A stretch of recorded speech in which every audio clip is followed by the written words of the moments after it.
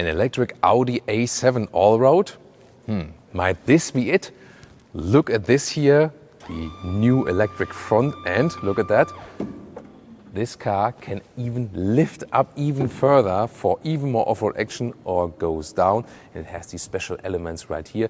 Illuminated Audi rings in the front. It has the capability of doing everything actually. It is a crossover, it's a coupe, it's an off-road vehicle.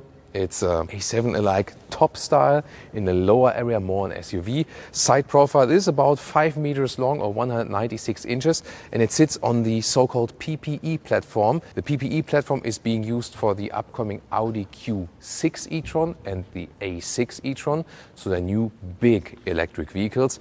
It will feature like a 100 kilowatt hour battery for some 600 kilometers or 370 miles of range, and also 800 volt architecture for the charging technology for DC charging. In the rear, this is especially interesting. Look at that slim integration of the tail lamps. This might really become reality, and also I love these red illuminated Audi rings in the rear. And I said this is, maybe also another bet mobile by Audi because it can do everything. It might also be an Audi Cybertruck because at this moment you see this coupe silhouette and it doesn't really open in a classic way but more in a pickup style way. Look at that, and we already have some rails here for bicycles. We'll soon also install one on there. And then the top part goes up and you have a pickup loading bed here. And when I think about, I'm doing mountain biking myself, this is really a cool idea actually. So you can have a beautiful coupe concept on the top part. At the same time, you might be able to transport bicycles. So I think this is really a very interesting idea. Of course, not very good for aerodynamics when it's open. But maybe at some point the aerodynamics might not be the most important factor here. So what do you think about this design concept, really putting this coupe on the top and then the crossover in the lower bottom? This is really something that goes or wanders between worlds. And Audi wouldn't be Audi if they didn't play with some light signatures like here. Different signatures are available. They look a little bit alive. It's pretty amazing also, again, with this slim integration. And this is, for example, the turning indicator, classic yellow style then, at least for European versions. This would be a charging indicator, so while charging. Or, for example, when you are in the autonomous mode, it is then the blue light. Here, look at that once again from the side profile. Here, this detail here, I think is really interesting because at this level and here, this level stays the same. So the car lifts up, this goes down. This is kind of a visual trick indeed. 22-inch wheels here, by the way, very massive, and some semi-off-road tires.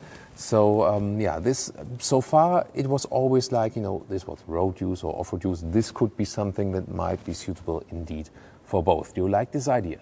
And you've maybe seen here the digital mirrors. They are even slimmer now from this integration. So this is then definitely more aerodynamic. Camera here, and then you have the image on the inside. Yeah, here you can see what I mean by Audi Cybertruck. It's a really cool idea here with the mountain bike here, right? Well, and speaking about Audi Cybertruck, does anyone have a cannonball for me I can throw against the window? Okay, well, I could really very well imagine that one. Actually, I want to take the bike home. Or what about you? And let's now take a look at the interior, and the strange thing will be there won't be any screens, but there won't be any buttons either. Hey, Mr. Audi, open these doors. Ooh. Yeah, with these suicide doors here, it always looks great on show cars. Everyone wants them in show cars, but no one wants them in real cars because then you have problems when the kids get out and so on and so on. Well, but it enables us this look to the interior. They have used a special fabric here, which has an inbuilt transition. So it's not painted on the top. It is the actual fabric itself. It is a 4-seater concept here and actually quite spacious. And you might have seen here, the floor here, the seats are attached at the inside, basically at the middle tunnel. Because of this off-road concept, when the floor is getting dirty, you can easily clean or vacuum clean it, for example. And then everything in the lower part is more for this active lifestyle, and everything in the middle part is more let's say, living room atmosphere, but kind of sporty appeal here with the steering wheel, shifting pedals here. In this case, it would only change the recuperation then. You have no physical screens at all, and there is actually a concept behind it. Oh, by the way, you've seen here the illuminated Audi logo at the steering wheel. I really like that. Because no screens means I need to get the information from somewhere else in, for example, the autonomous driving mode, because this is also thought to be level 4 autonomous drive. And then you can actually switch it from this driving mode here, let the steering wheel just disappear. And yeah, we have to be very careful now. Whoa, there we go. Whew, that went quick. Yeah, it's not thought out yet for people with long legs. There we go. And it's gone. And then I have even more space. But now the question is, how and where do I get all my information I might want to see? I am Borg.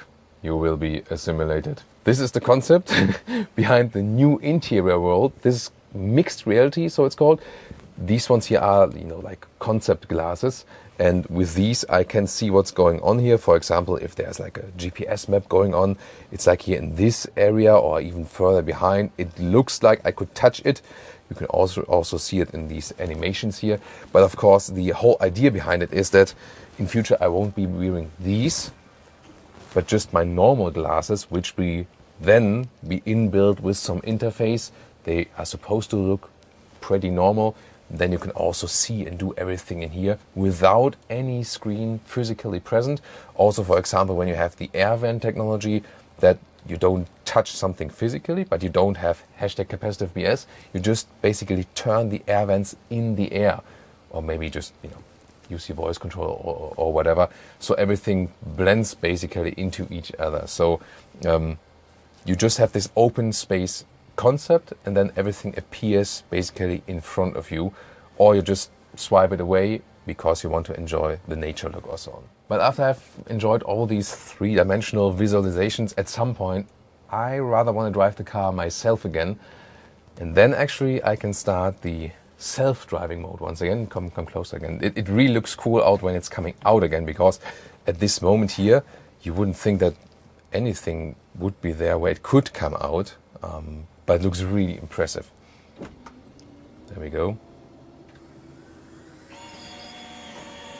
Also listen to the sound. Whoa. Yep. This is really Borg-alike as well. And yeah, there we go. It's not completely a yoke steering wheel, but you see these flat ends here. Yeah. It's a little bit Formula 1 car-like as well. So I think I'd rather want to drive it myself again. And just where the umbrella is in my Rolls-Royce, here they will put a flashlight. It's not there yet, but this is an idea to have the flashlight, where usually you hide some umbrellas at your vehicle, Seating position here in the rear. Well, maybe the seats are a little bit too low but it's very early or concept design idea. But what I found quite interesting, and that might have something to do with future vehicles that really come to play, like from looking from the inside to the outside. For example, here, this straight single-piece panoramic roof, but also at the inside of the doors, for example. So when you sit here and want to see, like here, how's the dirt situation outside, you can look outside from the inside through the doors. And that is, for example, also a helpful feature while off-road driving. So would you take this almost 10,000 euro e-bike, or this probably a 100,000 euro premium vehicle with you? Tell me in the comments. So what is next for real? This PPE platform is developed under the head of Audi together with Porsche.